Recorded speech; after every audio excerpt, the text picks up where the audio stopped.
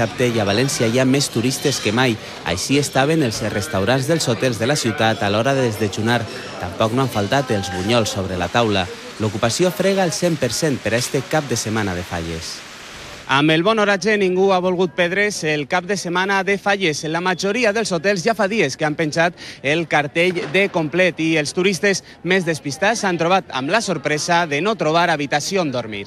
La gent quan sap que fa bon oratge i les Falles ho pensa a última hora i en seguida te criden i algunes persones no les hem pogut allotjar perquè estaven plens. Pugem més del 90% d'ocupació i el temps s'acompanya també i una bona ocupació.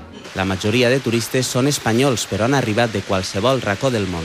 Venimos de Texas, de Estados Unidos. Somos de Galicia, de Carballiño, Orense. Vinguem de Canals, de propet. I'm from California, US, and I like the firecrackers. Vengo de León y me encanta el ambiente.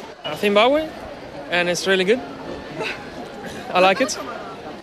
Alguns turistes han pagat fins a 300 euros per nit. Els primers hotels a omplir-se, per descomptat, han sigut els més cèntrics.